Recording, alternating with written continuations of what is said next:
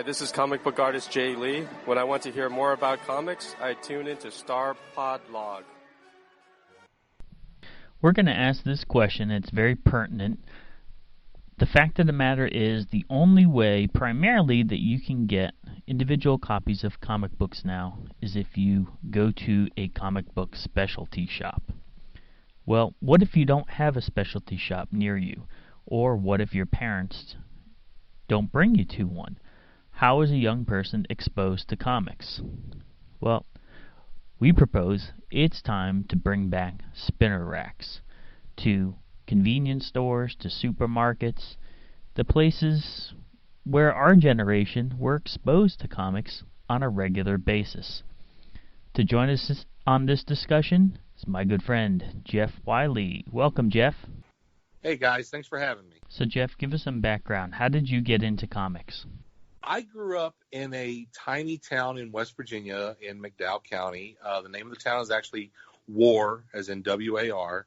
The first comic book I remember reading was a Marvel Tales issue, and Marvel Tales were mostly reprints of Silver Age Spider-Man comics.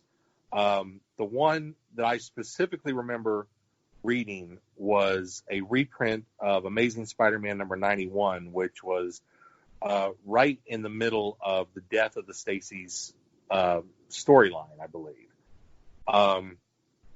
It was a gateway comic to me.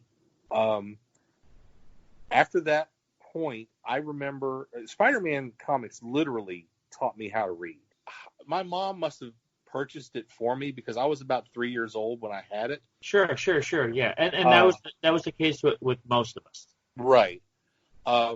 From that point, I would go to a 7-Eleven, which was in my town, and any Spider-Man comic that was on the rack, I would not be able to buy it fast enough. Amazing Spider-Man, Peter Parker, The Spectacular Spider-Man, Marvel Team Up, Marvel Tales, you name it. Any Spider-Man could not read it fast enough.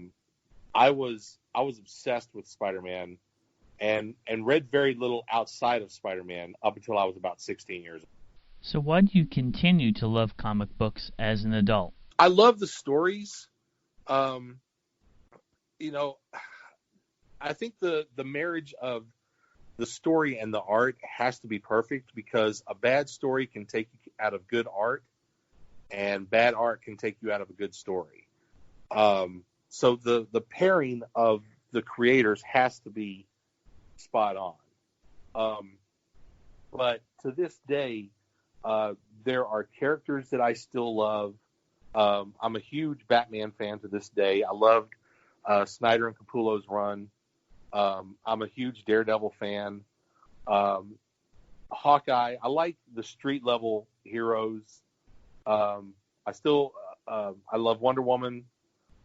I think comics now are, some of the content is better than what it used to be, but I also believe that in some ways comics date faster than a lot of other media. You mentioned that you remember going to 7-Eleven when you were young, looking through the racks for comic books. When Kavor and I were younger, we both fondly remember getting comics off of spinner racks. I specifically remember going to this place called Cumberland Farms. My father would get a gallon of milk and a newspaper, just some odds and ends, a little corner store, and there'd be a spinner rack there. Another store, Wawa. It was, again, a convenience store. And they had magazines and a spinner rack right by the register. So when my father was going to get something, pack of cigarettes, what have you, he'd run in there.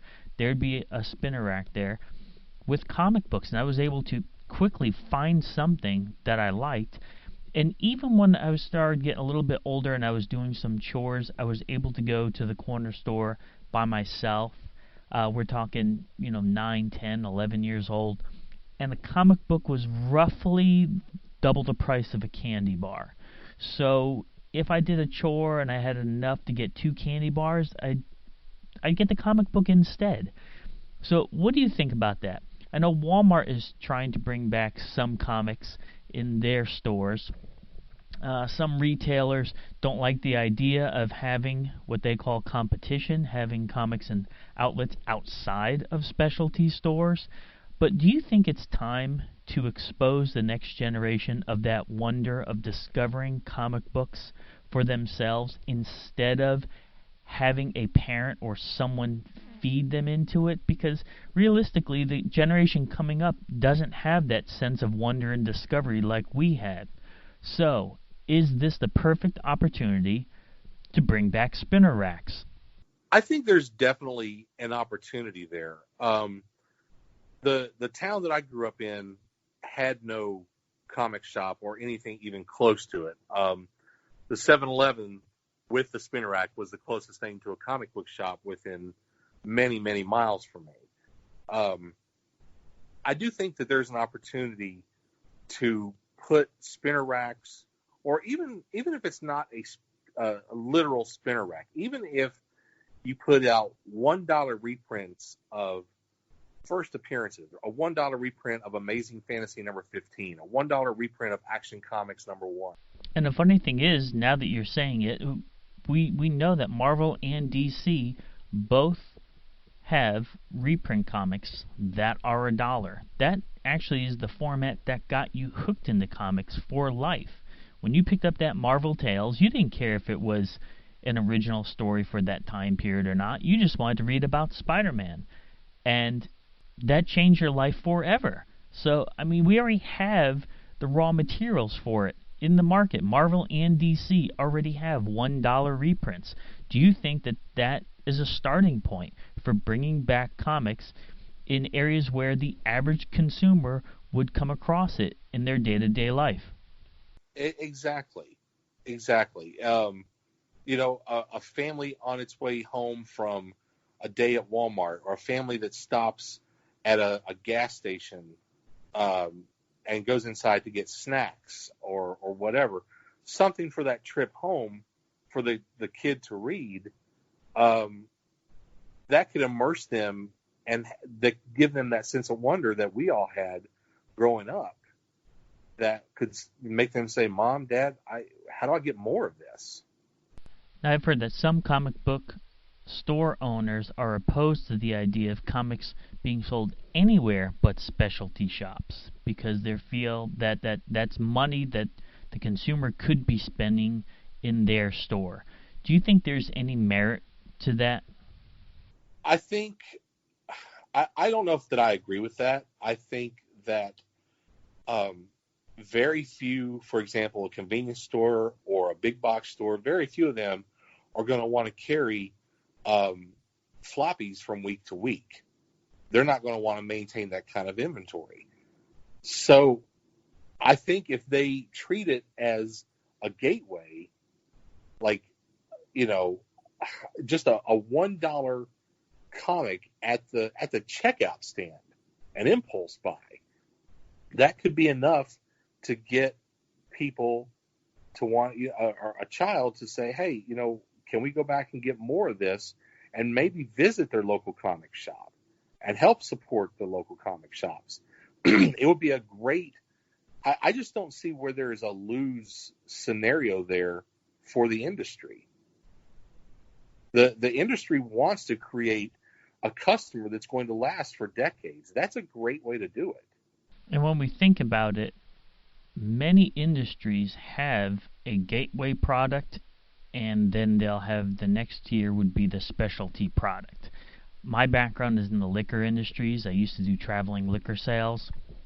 And most people don't realize this, but all convenience stores and supermarkets are gateways to premium products. So they always have, let's say it's beers. You're always going to have Budweiser, you're going to have Miller, you're going to have Standards. Then you're going to have another tier of some import beers like Heineken, Amstel Light, things that everyone is familiar with. If you want to develop further into understanding beers more, you'll go to a specialty store that sells craft beers and local beers and more nuanced beers, seasonals. No one in the liquor industry would ever even think of saying, we want all liquor consumers just to come to specialty stores. No, you need that entryway. You need the point of sale where people are most comfortable with buying the common products, and then you're going to have your aficionados, whether it be wine, beer, spirits, what have you. They're going to go to that specialty store for that product. I just don't understand why the comic industry doesn't understand that formula. Right, exactly. And I feel that the comics industry wants these shops to thrive and to survive, which is kind of the genesis of Free Comic Book Day. It gets people into the shops. So if you're willing to give away free comics one day a year, why wouldn't you be willing to sell reprints of classic comics for $1 a piece that would create that market, would create that customer? And Free Comic Book Day has proven successful in many stores. I do feel it needs to be tweaked a little bit. It's designed to create a buzz and a boost for comic book industry as a whole. For those who are not familiar with it, tell our listeners what Free Comic Book Day is. Free Comic Book Day is it's an industry holiday. It is an annual celebration of comics. It's been going on for at least 10 years now, maybe longer. Most comic book shops in the country recognize Free Comic Book Day. And what happens is all the major publishers, DC, Marvel, Dark Horse, Image, I could keep going, they all publish comics specifically for giveaway on Free Comic Book Day. Some of them are reprints of previous stories. Some of them are setups for stories to come. In other words, hey, we'll give you a free preview of what we're going to be doing in the months ahead. But if you want to know the next parts of the story, you need to come back to the shop. It's a brilliant idea. It is a fun celebration of the medium. Most comic book shops will offer Black Friday level sales to help, boost their bottom line, but also to get people into comics. People will come in with their kids to pick up a few free comics, but maybe a parent will look at the shelf and say, I used to love Green Lantern, or I used to love Wonder Woman, or I used to love Black Panther. And they'll pick up a trade, or they'll pick up a hardcover, or something to kind of get them back into the medium. It really is a fantastic idea.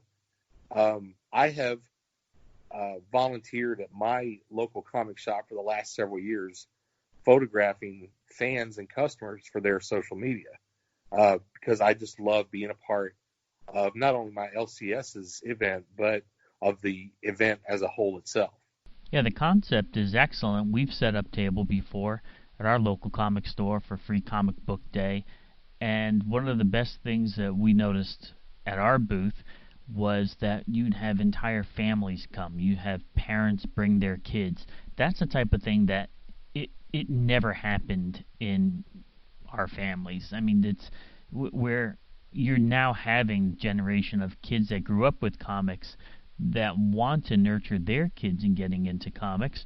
And what do comics do? They just help you learn to read or love reading, quote unquote, real books. So I mean, it's a fantastic gateway in itself, but realistically we're finding out that some people are driving a half hour, 40 minutes to go to the comic book store on Free Comic Book Day. And it's really a trip to the comic book store because there's nothing in rural areas. So there has to be that happy medium where kids can get their comic fix at a more accessible place. I mean, that's really what it comes down to. Absolutely. And the spinner rack idea, as you were saying, it's a great way to do it. Not everyone has access to a comic book shop nearby. Not everyone has access to a comic book shop within even, say, a 30-minute drive. but everybody lives near a convenience store. Everybody lives near a Family Dollar. Everybody lives near a Walmart. This is an idea I think that the industry as a whole needs to look at in order to move forward. Now, we go to a lot of conventions, and we normally keep a backpack with us with a lot of either supplies or things that we're buying, what have you. But in that backpack is a folder with a bunch of old comics, and it's a variety of themes there. And whenever we see kids that are well behaved or maybe a little bit restless waiting in line, we hand out comic books to them.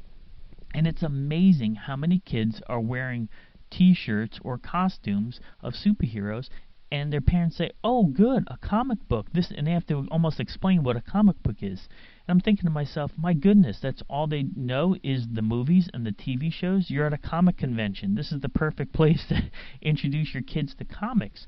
But I think that's the challenge is, instead of parents forcing it upon them, that discovery point of them flipping through a rack or some point of sales in a marketplace, it really should be the entry point. But we're doing what we can just to share the love of comics. Oh, definitely. I know someone that on Halloween night doesn't hand out candy; they hand out comic books. And we're seeing that there is a fall time Halloween happenings event that goes on at comic book stores. It's almost like Free Comic Book Day on a smaller level. But what a great idea is giving out comics at Halloween time. I believe it's put on by the same people that orchestrate Free Comic Book Day. The level of emphasis isn't as strong as Free Comic Book Day, but the idea is the same. Well, these are all ideas that we've come up with because we want comic books to go on forever. We want them to be accessible, and I think now that desperately needs to happen, and also they need to be affordable. We grew up in an environment where we were able to get, even at a very young age, with doing chores around the house, we were able to come home with numerous comics in our hands. Obviously, we don't expect comics to be 50 cents, 75 cents, but I think the price point now is ludicrous to think that kids are going to use their chore money at the age that we were getting into comics to consume the volume of comics that we were consuming at a young age. So changes need to happen, and it looks like we put our minds together and we solve the world's problems. Jeff, thanks again for talking about this subject. We look forward to hearing from you on the comic scene real soon. Thanks for having me. It's always fun talking to you guys.